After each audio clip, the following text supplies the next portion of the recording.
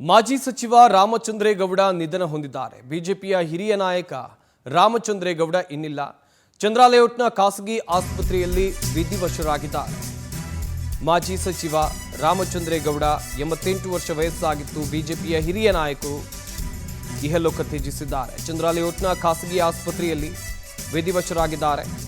ಬೆಳಗ್ಗೆ 6:20 ಸುಮಾರಿಗೆ ರಾಮಚಂದ್ರೇಗೌಡ ನಿಧನ ಹೊಂದಿದ್ದಾರೆ ಎನ್ನುವ ಮಾಹಿತಿ ಇದೆ. ವಯೋಸಹಜ ಕಾಯಿಲೆಯಿಂದ ಬಳಲ್ತಾ ಇದ್ದ ಅವರನ್ನ ಆಸ್ಪತ್ರೆಗೆ ದಾಖಲು ಮಾಡಲಾಗಿತ್ತು. ಆದರೆ ಚಿಕಿತ್ಸೆ ಫಲಕಾರಿಯಾಗದೆ ರಾಮಚಂದ್ರೇಗೌಡ ನಿಧನ ಹೊಂದಿದ್ದಾರೆ. 88 ವರ್ಷ ವಯಸ್ಸಾಗಿತ್ತು ಅವರಿಗೆ. ರಾಮಚಂದ್ರೇಗೌಡ ನಿಧನ ಹೊಂದಿರೋದು BS ಯಡಿಯೂರಪ್ಪ ಅವಧಿಯಲ್ಲಿ ಅವರು ಸಚಿವರಾಗಿದ್ದವರು. ಸದ್ಯ ವಯೋಸಹಜ ಕಾಯಿಲೆಯಿಂದಲೂ ಕೂಡ ಬಳಲ್ತಾ ಇದ್ರು. ಇನ್ನೊಂದು ಕಡೆಯಲ್ಲಿ ಆಸ್ಪತ್ರೆಗೆ ದಾಖಲು ಮಾಡಿ ಚಿಕಿತ್ಸೆಯನ್ನು ಕೊಡಿಸುವ ಕೆಲಸವನ್ನು ಕುಟುಂಬ ವರ್ಗದವರು ಮಾಡಿದರು. ಆದರೆ ಚಿಕಿತ್ಸೆ ಫಲಕಾರಿಯಾಗದೆ ಸಾವಿಗೀಡಾಗಿದ್ದಾರೆ ಎನ್ನುವ ಮಾಹಿತಿ ಇದೆ.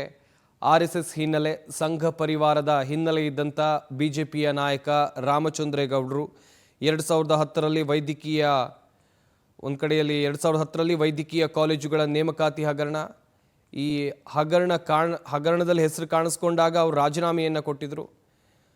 ಹಾಗೆಯೇ ಅವರ ಹಿನ್ನೆಲೆಯನ್ನು ನೋಡ್ತಾ ಹೋಗೋದಾದರೆ 5 ಬಾರಿ ಸತತವಾಗಿ ಪರಿಷತ್ ಸದಸ್ಯರಾಗಿ ಆಯ್ಕೆಯಾಗಿದ್ದರು. 2018ರಲ್ಲಿ ಸಕ್ರಿಯ ರಾಜಕಾರಣದಿಂದ ನಿವೃತ್ತಿಯನ್ನು ಪಡೆದಿದ್ದರು. ಬಿಜೆಪಿಯ ಹಿರಿಯ ನಾಯಕ BS ಯಡಿಯೂರಪ್ಪ ಮುಖ್ಯಮಂತ್ರಿ ಆಗಿದ್ದ ಸಂದರ್ಭದಲ್ಲಿ ಇವರು ಸಚಿವರಾಗಿದ್ದರು. ಹೇಳ್ತಾ ಇದ್ದ ಹಿನ್ನೆಲೆಯನ್ನು, ಸಂಘ ಪರಿವಾರದ ಹಿನ್ನೆಲೆ ಇದ್ದಂಥ ನಾಯಕ ಅಂತೇಳಿ. 88 ವರ್ಷ ವಯಸ್ಸಾಗಿತ್ತು. ಹಾಗೆಯೇ 2010ರಲ್ಲಿ ಹಗರಣದಲ್ಲೂ ಕೂಡ ಇವರ ಹೆಸರು ಕೇಳಿಬಂದಿತ್ತು. ಆವಾಗ ರಾಜೀನಾಮೆಯನ್ನು ಕೊಟ್ಟಿದ್ದರು. ಅದಾದ ಮೇಲೆ ನಂತರ ಹೈಕೋರ್ಟ್ ಅವರಿಗೆ ಕ್ಲೀನ್ ಚೀಟನ್ನು ಕೊಟ್ಟಿತ್ತು. 5 ಬಾರಿ ಸತತವಾಗಿ ಪರಿಷತ್ ಸದಸ್ಯರಾಗಿ ಆಯ್ಕೆಯಾಗಿ 2018ರಲ್ಲಿ ಸಕ್ರಿಯ ರಾಜಕಾರಣದಿಂದ ನಿವೃತ್ತಿಯನ್ನು ಪಡೆದಿದ್ದರು.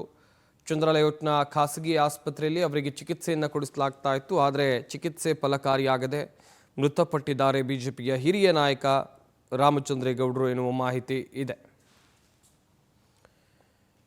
ಮಾಹಿತಿ ಕೊಡ್ತಾರೆ ನಮ್ಮ ಪೊಲಿಟಿಕಲ್ ಬ್ಯೂರೋ ಹೆಡ್ ರಾಘವೇಂದ್ರ. ದೂರವಾಣಿ ಸಂಪರ್ಕದಲ್ಲಿ ಜಾಯ್ನ್ ಆಗ್ತಾ ಇದ್ದಾರೆ. ರಾಘವೇಂದ್ರ, ಬಿಜೆಪಿಯ ಹಿರಿಯ ನಾಯಕ, ಹಾಗೆಯೇ RSS ಹಿನ್ನೆಲೆ ಇದ್ದಂಥ ನಾಯಕ ನಿಧನ ಹೊಂದಿದ್ದಾರೆ. ಏನಾಗಿತ್ತು ಇವರಿಗೆ? ಎಷ್ಟು ದಿನಗಳಿಂದ ಆಸ್ಪತ್ರೆಗೆ ದಾಖಲಾಗಿದ್ರು?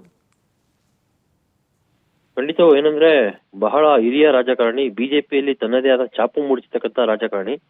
ಸುಮಾರು 5 ಬಾರಿ ಪರಿಷತ್ ಸದಸ್ಯರಾಗಿದ್ರು. ಯಡಿಯೂರಪ್ಪನವರ ಸರ್ಕಾರದಲ್ಲಿ ವೈದ್ಯಕೀಯ ಶಿಕ್ಷಣ ಸಚಿವರಾಗಿ ಕೆಲಸವನ್ನು ಸಹ ಮಾಡಿದ್ರು ರಾಮಚಂದ್ರೇಗೌಡರು. ಅವರು ಇವತ್ತು ಬೆಳಗಿನ ಜಾವ ವಿಧಿವಶರಾಗಿರ್ತಕ್ಕಂಥದ್ದು. 1953ರಲ್ಲಿ RSS ಸೇರ್ಕೊಂಡಂತಹ ರಾಮಚಂದ್ರೇಗೌಡರು 1970ರಲ್ಲಿ ರಾಜಕೀಯ ಪ್ರವೇಶವನ್ನ ಮಾಡ್ತಾರೆ. ಅಲ್ಲಿಂದ ಯಡಿಯೂರಪ್ಪ ಸೇರಿದಂತೆ, ಅನಂತಕುಮಾರ್ ಸೇರಿದಂತೆ ಅವರ ಸಹಕಾರದಿಂದ ಸಾಕಷ್ಟು ರಾಜಕೀಯ ಜೀವನವನ್ನ ಆರಂಭಿಸ್ತಾರೆ. ಹಾಗಾಗಿ ಬಿಜೆಪಿಯಲ್ಲಿ ತನ್ನದೇ ಆದ ನಾಯಕತ್ವವನ್ನ, ತನ್ನದೇ ಆದ ವ್ಯಕ್ತಿತ್ವವನ್ನು ಹೊಂದಿರತಕ್ಕಂಥ ನಾಯಕ ರಾಮಚಂದ್ರೇಗೌಡರು. ಹೀಗಾಗಿ ಇವತ್ತು ಬೆಳಗಿನ ಜಾವ ಅವರು ವಿಧಿವಶರಾಗಿರ್ತಕ್ಕಂಥದ್ದು. ಹೀಗಾಗಿ ಬಿಜೆಪಿಯ ಮತ್ತೆ ರಾಜ್ಯದ ಅನೇಕ ರಾಜಕೀಯ ಧುರೀಣರು ಸಹ ಅವರ ಒಂದು ನಿಧನರಾಗಿರೋದಕ್ಕೆ ಸಾಕಷ್ಟು ಕಂಬನಿಯನ್ನ ಮಿಡಿದಿದ್ದಾರೆ ಅಂತಾನೆ ಹೇಳ್ಬೋದು. ಡೀಟೇಲ್ಸ್ಗಾಗಿ